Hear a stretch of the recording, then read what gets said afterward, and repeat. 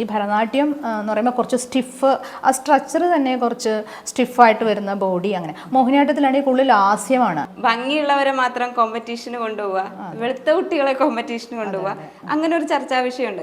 മാം ജഡ്ജായിട്ടിരിക്കുന്ന സമയത്ത് അങ്ങനെ പല ആൾക്കാരെയും കണ്ടിട്ടുണ്ടാവും. വെളുത്ത കുട്ടികളുണ്ടാവും, കളർ കുറഞ്ഞ കുട്ടികളുണ്ടാവും. അങ്ങനെ ഒരു കോളം ശരിക്കും പറഞ്ഞാൽ നമ്മുടെ ആ ഒരു ജഡ്ജിന്റെ ഫോമിലുണ്ടോ? 10 മിനിറ്റ് കുറച്ചും കൂടെ നീങ്ങി അപ്പൊ റെഡ് ലൈറ്റ് കളിക്കും. അപ്പൊ അവിടെ ലൈറ്റ് ഉണ്ട്. അതിൽ വിഷ്ണു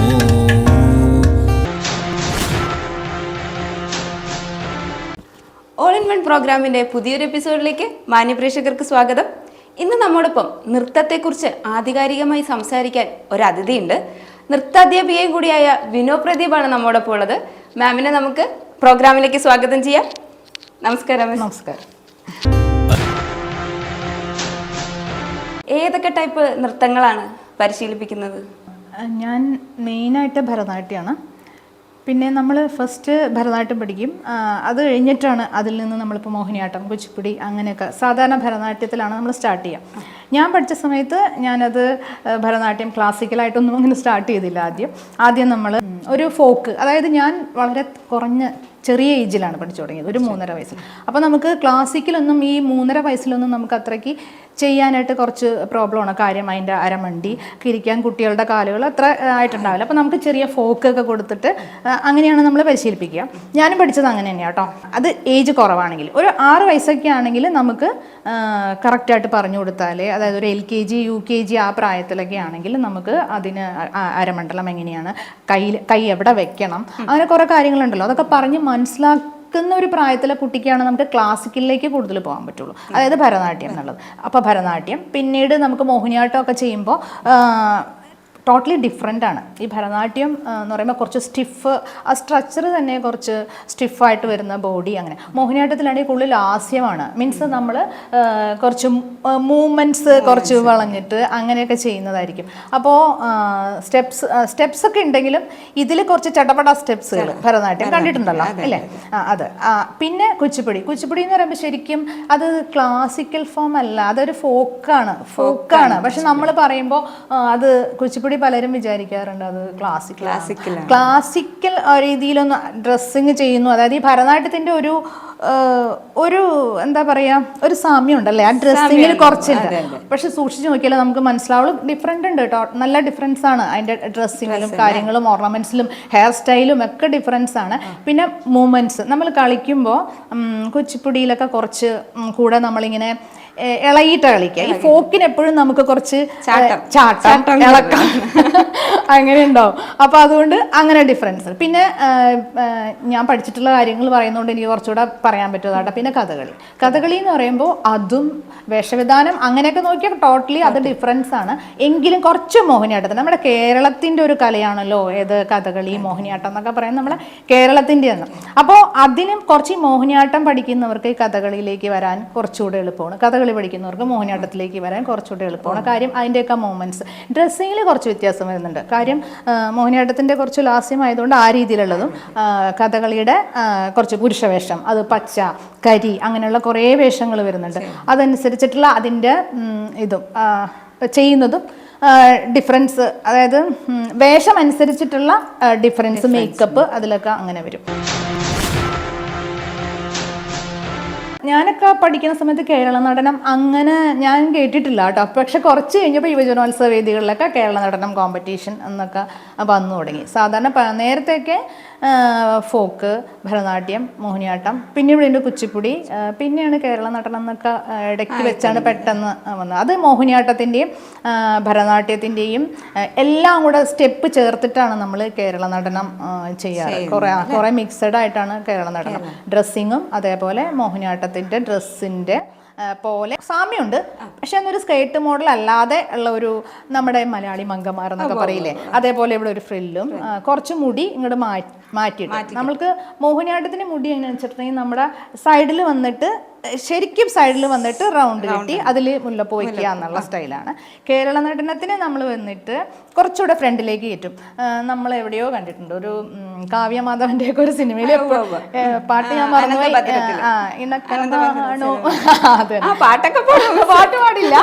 പാട്ട് പാടില്ല ഞാൻ അത് എപ്പോഴും നമ്മുടെ മനസ്സിലുള്ളതല്ലേ, ആ ഒരു സീനൊക്കെ മനസ്സിലുള്ളതല്ലേ. അപ്പോൾ അതിൽ എങ്ങനെയാന്ന് വെച്ചിട്ടുണ്ടെങ്കിൽ ഇങ്ങനെ സൈഡിലേക്ക് വന്നിട്ട്, അതാണ് ഞാൻ മനസ്സിലാവാൻ വേണ്ടി പറഞ്ഞത്. കേരള നടനത്തിന് ആ ഹെയർ സ്റ്റൈൽ അങ്ങനെ വെക്കും. അതിലൊരു ചുട്ടിയല്ല ഒരു ഓർണമെന്റ് ഉണ്ട് അതിൽ, അതുകൂടെ വെച്ചിട്ടൊക്കെയാണ് റെഡി ആവുന്നത്. ഏതൊക്കെ രീതിയിലുള്ള ഡാൻസുകൾ പരിശീലിപ്പിക്കുന്നുണ്ട്? ഞാൻ ഇതെല്ലാം പരിശീലിപ്പിക്കും. കാര്യം വരുന്ന കുട്ടിയുടെ അനുസരിച്ചിട്ട്. ഇപ്പോൾ ഭരതനാട്യമാണ് ഞാൻ MA ഭരതനാട്യമാണ് മെയിനായിട്ട് പഠിച്ചിട്ടുള്ളത്. ഭരതനാട്യമാണ്. അതിൽ നമുക്ക് സബ്, മോഹിനിയാട്ടം അങ്ങനെ വരുന്നുണ്ട്. പിന്നെ നമുക്ക് എല്ലാ ഐറ്റം, അതായത് എല്ലാ ഇപ്പോൾ ഭരതനാട്യം, മോഹിനിയാട്ടം എല്ലാം കുറച്ച് അത് പഠിക്കാനുണ്ടാവും. സബ്ബായിട്ട് മോഹിനിയാട്ടം വരും. പിന്നെ ബാക്കി എല്ലാം നമുക്കിപ്പോൾ MA എടുക്കണം എന്നുണ്ടെങ്കിൽ നമ്മളിതെല്ലാം കുറേ അറിഞ്ഞിരിക്കണമല്ലോ. അപ്പോൾ അതെല്ലാം എടുക്കും. ഞാൻ മെയിൻ ഭരതനാട്യം ആയതുകൊണ്ട് വരുന്ന കുട്ടിക്ക് ഞാൻ ഭരതനാട്യം തന്നെ എടുക്കാറുള്ളത്. പിന്നെ അവർ ആവശ്യപ്പെടുവാണ്. പിന്നെ പ്രോഗ്രാംസിന് വേണ്ടിയിട്ട് മോഹിനിയാട്ടം വേണം, കുച്ചിപ്പുടി വേണം, അങ്ങനെ. പിന്നെ നമ്മൾ സെമി ക്ലാസിക്കൽ ഇങ്ങനെ സെറ്റ് ചെയ്യും. അതിൽ നമുക്ക് ഇതെല്ലാം യൂസ് ചെയ്യാം. മനസ്സിലായോ? ഇപ്പോൾ ട്രഡീഷണൽ ആയിട്ട് നമുക്ക് ഒരു ഐറ്റം ഉണ്ട്. Suppose Alarippu is the first item of the Bharatanatyam. ഭരതനാട്യത്തിലെ ഫസ്റ്റ് ഐറ്റമാണ് അലാരിപ്പ്. ആ അലാരിപ്പ് തിസ്രമുണ്ട്, ചതുരസ്രമുണ്ട്, അങ്ങനെ. അതായത് താളങ്ങളെയാണ് ഉദ്ദേശിക്കുന്നത്. പല താളത്തിലുള്ള അലാരിപ്പുകൾ തന്നെയുണ്ട്. ഇപ്പോൾ ഒരു കുട്ടി നമ്മൾ അലാരിപ്പ് പഠിച്ചു. അപ്പോൾ ഏത് അലാരിപ്പ്? അത് തിസ്രമാണ്. മറ്റൊരു കുട്ടി ചതുരസ്രമാണ് പഠിച്ചത്. അപ്പോൾ അവിടെയും നമുക്ക് കുറച്ച് ഇത് വരുന്നുണ്ട്. അതായത് ഞാനിതാ പഠിച്ചേ, എൻ്റെ ടീച്ചർ ഇതാ പഠിപ്പിച്ചേ, പക്ഷെ അത് താളങ്ങളുടെ വ്യത്യാസം കൊണ്ടാണ് അങ്ങനെ വരുന്നത്. തിസ്രം അലാരിപ്പുണ്ട്, ചതുരസ്രം അലാരിപ്പുണ്ട്. അപ്പോൾ അതുകൊണ്ട് നമ്മൾ സെലക്ട് ചെയ്യുക ഈ ഭരതനാട്യത്തിൽ സ്റ്റാർട്ട് ചെയ്ത് കൊടുക്കും. പിന്നെ ഞാൻ പറഞ്ഞില്ലേ, ഏജ് നോക്കിയിട്ടാണ് ചെയ്യുക. എൻ്റെ ക്ലാസ്സിൽ കുട്ടികളെന്ന് വെച്ചാൽ ഇപ്പം നമ്മൾ എന്തായാലും ഒരു ബാച്ച് അറിയാവുന്നൊരു ബാച്ച് ഉണ്ടാവും. അതായത് ഒരു 10-12 വയസ്സുള്ള കുട്ടികൾ, അല്ലെങ്കിൽ 10 വയസ്സ്, അവർ ഏകദേശം ഒരു 6 വയസ്സിൽ വന്നാണെങ്കിൽ അവരൊരു 4 വർഷം കൊണ്ടൊക്കെ അവർ ഒരുപാട് കുറച്ച് കവർ ചെയ്തിട്ടുണ്ടാവും. അപ്പം നമുക്ക് എന്താ വെച്ചാൽ ആ ബാച്ചിനെ ഇവിടെ ഫ്രണ്ടിൽ നിർത്തിയിട്ട് അതിൻ്റെ ബാക്കിൽ സെക്കൻഡായിട്ട് തുടങ്ങിയിട്ടുള്ള കുറച്ച് പേരെ നിർത്താം. ഒരുപാട് പേരെ നിർത്തിയാൽ എടുക്കില്ല. ഒരു 20 പേരൊക്കെ വരുന്ന ക്ലാസ്സിലാണെങ്കിൽ ഇപ്പോൾ ഒരു 5 പേര് നന്നായിട്ട് അറിയുന്നുണ്ടെങ്കിൽ അവർ നിൽക്കുക. അതിൻ്റെ ബാക്കിൽ തൊട്ട് ബാക്കിൽ പിന്നെ ഈ പൊടികളെ കൊണ്ടുവരും. കുഞ്ഞുങ്ങൾ വന്നിട്ടുണ്ടെങ്കിൽ അമ്മമാർ ഇതുകൊണ്ടാണ് വരുന്നത്. ഭരതനാട്യം ഒന്നും കളിക്കാനായിട്ടുണ്ടാവില്ല. പക്ഷെ ഒരിക്കലും ഞാൻ നോ പറഞ്ഞു വിടാറില്ല. 5 വയസ്സൊക്കെ ആണെങ്കിലും ലാസ്റ്റ് കൊണ്ട് നിർത്തും. അപ്പോൾ എൻ്റെ അടുത്ത് ചില പാരൻസ് ചോദിക്കാറുണ്ട്, ഈ ലാസ്റ്റ് നിർത്തിയിട്ടുണ്ടെങ്കിൽ അവളെങ്ങനെ പഠിക്കുന്നത്? പക്ഷെ അത് നമ്മൾ ആലോചിക്കാൻ ചേട്ടാ, നമ്മൾ ഈ ലാസ്റ്റ് നിൽക്കുമ്പോൾ ഒരു 10 ക്ലാസ് കൊണ്ട് കുഞ്ഞുങ്ങളാണ് ഏറ്റവും കൂടുതൽ ഗ്രാസ്പ് ചെയ്യുന്നത്. അവർ പെട്ടെന്ന് ഗ്രാസ്പ് ചെയ്തിട്ടുണ്ടാവും. അപ്പോൾ ഞാൻ പറയുന്നു, തട്ടടവ് ഇങ്ങനെയാണെന്ന് പറഞ്ഞാൽ നമ്മൾ ശ്രദ്ധിച്ചില്ലെങ്കിൽ കൂടെ ഈ ഫ്രണ്ടിൽ നിൽക്കുന്ന ഈ കുട്ടികളെ വാച്ച് ചെയ്തിട്ട് അവർ ഓട്ടോമാറ്റിക്കലി അത് അവരുടെ ബ്രെയിനിൽ വന്നിട്ടുണ്ടാവും. ഓക്കെ. അപ്പോൾ ചിലവർ പറയാണ്ട് ഈ കുഞ്ഞിൽ കൊണ്ടുപോയിട്ട് കാര്യമില്ലെന്ന്. പക്ഷെ അങ്ങനെ പറയണ്ട. ഇവർ ആ ഒരു പെർഫെക്ഷനിലും ആ ഒരു സ്ട്രക്ചറിലും കളിക്കില്ല. ഓക്കെ. പക്ഷേ ഇവർ മനസ്സിലാക്കും. ഒരു 6 മാസം കഴിയുമ്പോൾ ഓട്ടോമാറ്റിക്കലി അവർ ഇതിനിപ്പുറത്തേക്ക് കയറും. മനസ്സിലായോ? ഇപ്പോൾ തട്ടടവാണ് നമ്മൾ ഭരതനാട്യത്തിൽ ആദ്യം പഠിപ്പിക്കുന്നതെങ്കിൽ തട്ടടവ് പഠിച്ചു. ഇപ്പോൾ ഫസ്റ്റ് അടവ്, സെക്കൻഡ് അടവ്, തേർഡ് അടവ്, ഇവരിത് വാച്ച് ചെയ്തുകൊണ്ടിരിക്കുക. ക്ലാസ്സുകൾ വന്നു പോകുന്നുണ്ട്. സെക്കൻഡിലേക്ക് കയറി കഴിഞ്ഞ് പിന്നെ നമുക്ക് മനസ്സിലാവും. ഈ കുട്ടിക്ക് പറഞ്ഞു കൊടുത്താലും മനസ്സിലാവുന്നുണ്ട്. അപ്പം നമ്മൾ പറഞ്ഞു കൊടുക്കും, ഭരതനാട്യത്തിൽ മോളെ കാല് ഇങ്ങനെയാണ് വെക്കുക, സൈഡിലേക്കാണ് നിൽക്കുക, പൊസിഷൻസ്, സമമുണ്ട്, അരമണ്ഡലമുണ്ട്, മുഴുമണ്ഡലമുണ്ട്, ഇതൊക്കെ നമ്മൾ പിന്നീട് പറഞ്ഞു കൊടുക്കുകയാണ് ചെയ്യണം. അപ്പോൾ ഓട്ടോമാറ്റിക്കലി അവർ അതിലേക്ക് വന്നോളും. പിന്നെ ഫ്രണ്ടിൽ നിൽക്കുന്ന കുട്ടികളുടെ കാര്യം, ഇവരെന്ന് വെച്ചാൽ നമ്മൾ ഇത് പഠിച്ചു, ഇവർ ചിലങ്ക കെട്ടാറായി.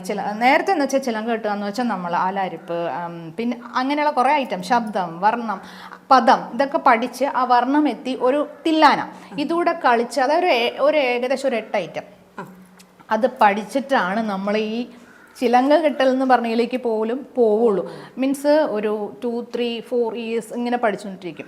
ഇപ്പൊ നമ്മൾ അങ്ങനെ വരുന്നില്ല. കാര്യം മിസ്സിന്റെ അടുത്ത് ചോദിക്കാതിരിക്കായിരുന്നു, പലവർക്കും പെട്ടെന്ന് അരങ്ങേറ്റം കഴിഞ്ഞ് ഇറങ്ങണം എന്നുള്ള ഒരു ആഗ്രഹം. ശരിക്കും എത്ര ഐറ്റം പഠിച്ചു കഴിഞ്ഞാലാണ് നമുക്ക്? അതാ ഞാനിപ്പോ പറഞ്ഞു വന്നതാണ്. നമ്മൾക്ക് അങ്ങനെ ഇത്ര ഐറ്റം എന്നോ ഇത്ര കാലം എന്നോ ഇല്ല. നൃത്തം പഠിക്കുമ്പോൾ ഇത്ര കാലം എന്നുള്ളതില്ല.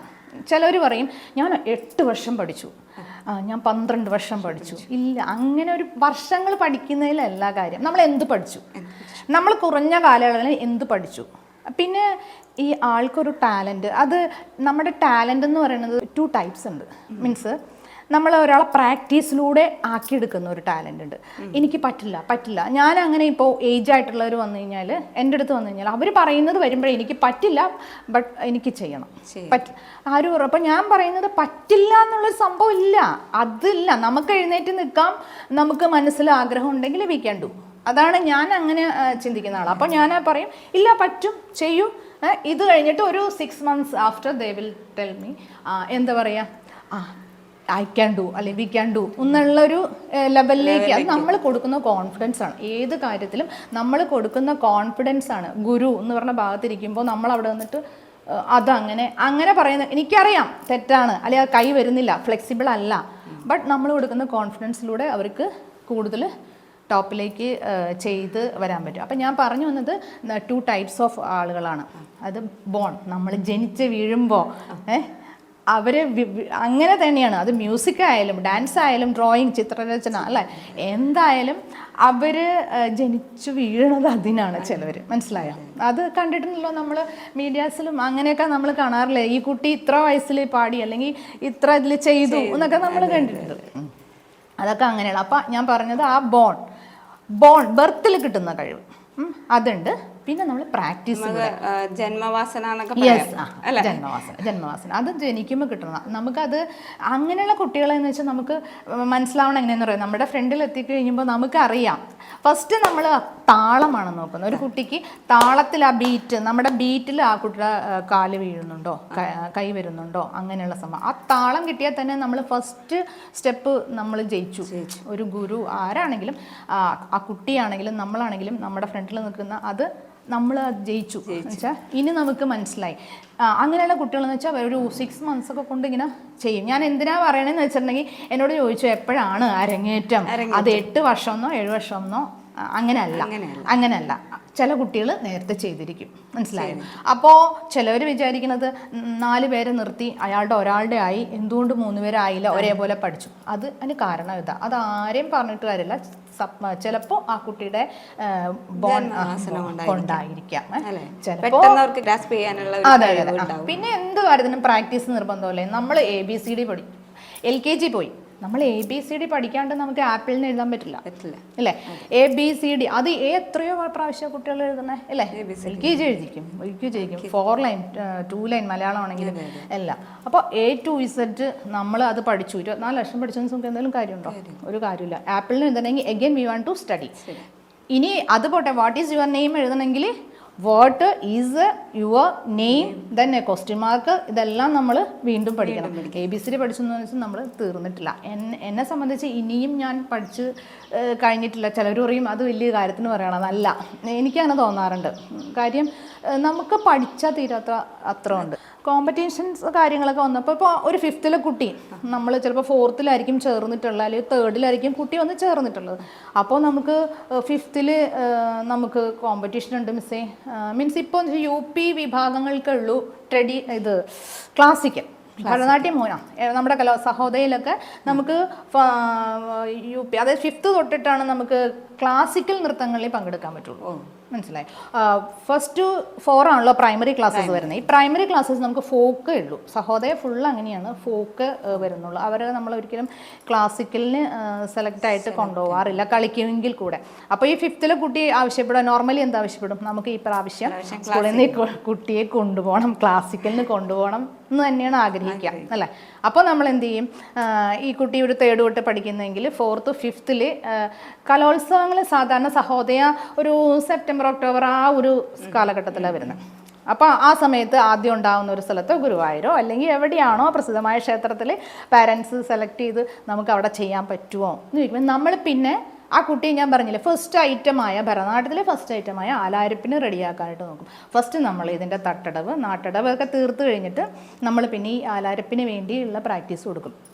ഒരു പക്ഷേ ആ കുട്ടിക്ക് ആ അടവുകളും ഈ ആലാരപ്പും മാത്രമേ പെർഫെക്റ്റായിട്ട് അറിയാൻ പറ്റണമെന്നുണ്ടാവുള്ളൂ. എങ്കിൽ കൂടെ നമ്മൾ ഈ ആവശ്യത്തിന് വേണ്ടിയിട്ട് ഈ അരങ്ങേറ്റം അല്ലെങ്കിൽ ഇങ്ങനെ പങ്കെടുക്കണം എന്നുള്ളതിന് വേണ്ടിയിട്ട് ചെയ്യും. പിന്നെ നേരിട്ട് ചിലപ്പോൾ പോകുന്നത് വർണ്ണത്തിലേക്ക് ആയിരിക്കും കേട്ടോ. Dalang takati kutakata dingina tum jam jam tatari jam tatakatari tajam tatakatari tajam tajam tata dandam tata gedim tata takuntari takunari kedataga jam jam tatari jam tatakatari tatari tatanda rajundu tatimmi jam jam tatari jam tatakatari takatari takadanda takajundu tadimi tatakata tajam tatannam tatarum tatatin takajam ketataka kita tum takajam ketataka kita tum takajam ketataka kita tum tajam ketataka kita tum tajam ketataka kita tum tajam ketataka kita tum takajunnu takati kukkada takadaritum takajunnu takati kukkada takadaritum takajunnu takati kukkada takadaritum. Competition എന്ന് പറയുന്നത് എപ്പോഴും വർണ്ണമാണ് നമ്മൾ competition എന്ന് പറയുന്നത് എപ്പോഴും നമ്മൾ വർണ്ണമാണ് കാര്യം. വർണ്ണത്തിലാണ് നമുക്ക് ഒരുപാട് ജതികളും സാഹിത്യം എന്ന് പറയുന്നത് പാടുന്ന ഭാഗങ്ങളെയാണ് നമ്മൾ സാഹിത്യം എന്ന് പറയുന്നത്. സാഹിത്യം എന്ന് പറയുന്നത് ജതികൾ എന്ന് പറയുന്നത് നമ്മളിപ്പോൾ തക്കത്തിമ്മി അങ്ങനെ പറയുന്നത്. പിന്നെ സ്വരങ്ങൾ എന്ന് പറഞ്ഞാൽ അറിയാലോ നമുക്ക് സ്വരങ്ങൾ എന്താ സരി ഗ മ എന്ന് പറയുന്നത് അങ്ങനെ പാടുന്ന ഇതെല്ലാം ചേർന്നിട്ടാണ് ഒരു വർണ്ണം വരിക. നേരത്തെ എന്ന് വെച്ചാൽ വർണ്ണം എന്ന് പറഞ്ഞാൽ ഒരു അരമണിക്കൂറാണ് വർണ്ണം ചെയ്യാം. അരമണിക്കൂർ അതിൽ കൂടുതൽ ആണ് വർണ്ണം സെറ്റ് ചെയ്ത് വെച്ചിട്ടുള്ളത്. നമ്മുടെ ട്രഡീഷണൽ വർണ്ണങ്ങളെല്ലാം അങ്ങനെയാണ്. പക്ഷെ കോമ്പറ്റീഷന് അത് നമ്മൾ 10 മിനിറ്റ് ആയിട്ടാണ് ചെയ്യുന്നത്. അപ്പൊ 10 മിനിറ്റ് ഈ വർണ്ണം പഠിപ്പിക്കുന്നത് അപ്പൊ അവിടെ ലൈറ്റ് ഉണ്ട് അതിൽ 10:01 അല്ല. പിന്നെ കോമ്പറ്റീഷൻ എന്ന് പറയുമ്പോൾ നമ്മൾ ഇത്രയും പൈസ മുടക്കി ഇതിനൊക്കെ വന്നതിന് ശേഷം എൻ്റെ കുട്ടിക്ക് കിട്ടുക എന്നുള്ളത്, അല്ലെങ്കിൽ ടീച്ചേഴ്സും അത് ആഗ്രഹിക്കുന്നു, അതായത് പഠിപ്പിച്ച ഗുരുവും അത് ആഗ്രഹിക്കുന്നു, പാരൻസും ഒക്കെ നമ്മുടെ കുട്ടിക്ക് കിട്ടണം എന്നുള്ളതാണ്. അപ്പോൾ 1 മിനിറ്റ് ചിലപ്പോൾ ടൈറ്റായിട്ട് വരും.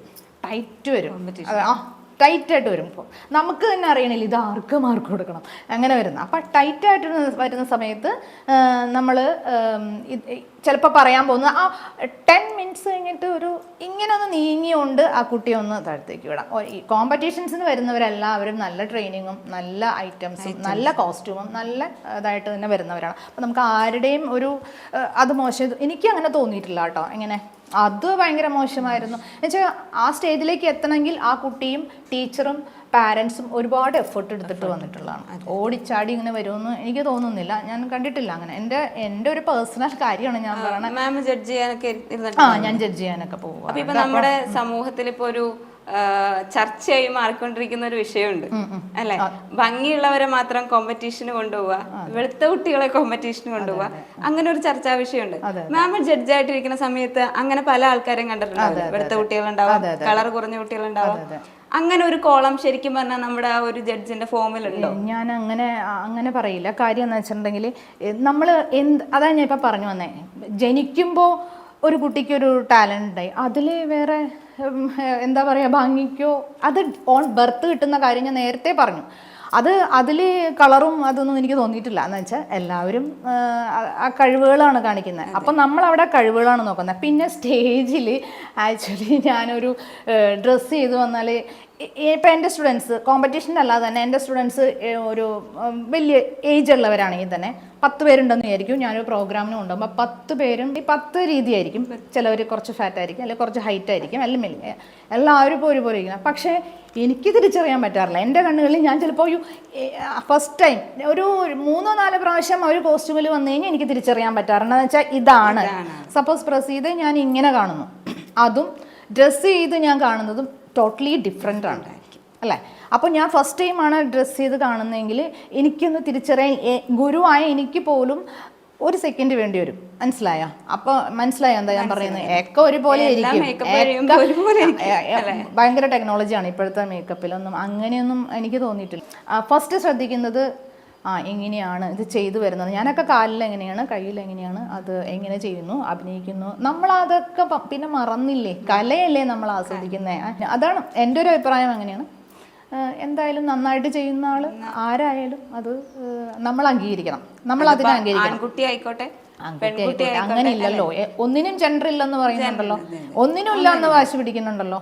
അപ്പോൾ ഇതിനും ഇല്ല. അല്ല ഇതിനും ഇല്ല എന്നുള്ളതാണ്. പണ്ടേ കലക്കില്ല. പാടുന്നു, പ്രസീത പാടുന്നു, ഇനി വേറെ പാടുന്നു, നമ്മുടെ മകനാണെങ്കിൽ അത് പാടുന്നു, അല്ലെങ്കിൽ അത് കളിക്കുന്നു. അതൊക്കെ ഓരോരുത്തരുടെ വ്യക്തി താല്പര്യങ്ങളല്ലേ, ഏത് ചെയ്യണം ഏത് ചെയ്യണ്ട എന്നുള്ളത്. നമ്മൾ ഒരുപാട് അതിലൊക്കെ ഞാനാണല്ല അതിന് അങ്ങനെ പറയാൻ, അത് വേണ്ട ഇത് വേണ്ടെന്ന് പറയുന്ന ആളല്ല. അതൊക്കെ ഓരോരുത്തരുടെ വ്യക്തി താല്പര്യങ്ങളാണ്. എന്ത് പഠിക്കണം, എന്ത് ചെയ്യണം, എന്ത് ജോലി തിരഞ്ഞെടുക്കണം, എന്ത് പ്രൊഫഷൻ തിരഞ്ഞെടുക്കണം, എന്ത് ചെയ്യണം, ഓരോരുത്തർ കാണണ്ട എന്നുള്ളവർ കാണണ്ട. അതാണ് നമ്മൾ പറഞ്ഞിട്ടില്ലേ ചില ചാനലുകളിലൊക്കെ അത് കണ്ടത്. നിങ്ങൾക്ക് കാണണ്ടെങ്കിൽ സ്കിപ്പ് ചെയ്ത് പൊക്കോ എന്നുള്ളത്. അത് കാണണ്ടാത്തവർ കാണണ്ട, അതേ പറയുള്ളൂ. അവരവരുടെ ഇഷ്ടങ്ങൾ, നമ്മൾ ഭൂമിയിൽ ജീവിക്കണം തന്നെ അതിന് വേണ്ടിയിട്ടല്ലേ, നമ്മുടെ ഇഷ്ടങ്ങൾക്ക് വേണ്ടിയിട്ടല്ലേ, അല്ലാണ്ട് മറ്റൊരാളുടെ ഇഷ്ടത്തിന് ഇന്ന്. നേരത്തെ അങ്ങനെ ആയിരുന്നിരിക്കില്ല, മറ്റൊരാൾക്ക് വേണ്ടി ജീവിച്ചിരുന്ന കാലമൊക്കെ ഉണ്ടായിരുന്നു. ഇപ്പോൾ കുറേ മാറിയിട്ടുണ്ടെന്ന് എനിക്ക് തോന്നുന്നു. നമ്മുടെ എന്താ പറയുക, നമ്മുടെ ഇഷ്ടങ്ങൾ നമ്മൾ സാധിക്കുന്നില്ലേ, നമ്മുടെ ഇഷ്ടങ്ങൾക്ക് നമ്മൾ മുൻതൂക്കം കൊടുത്തു തുടങ്ങിയിട്ടുണ്ട്. സ്ത്രീകളാണെങ്കിലും ആരാണെങ്കിലും അങ്ങനെയുണ്ട്. അപ്പോൾ അത് ആ സെയിം ജെൻഡർ, ഏത് ജെൻഡർ നോക്കണ്ട, മെയിലിനും ഫീമെയിലിനും ഒരേപോലെ. അപ്പോൾ കലയെ സംബന്ധിച്ച് ആർക്ക് വേണമെങ്കിലും ചെയ്യാം എന്നുള്ളതാണ്, ഏതായിട്ടും. അങ്ങനെയൊന്നും എനിക്ക് തോന്നിയിട്ടില്ല.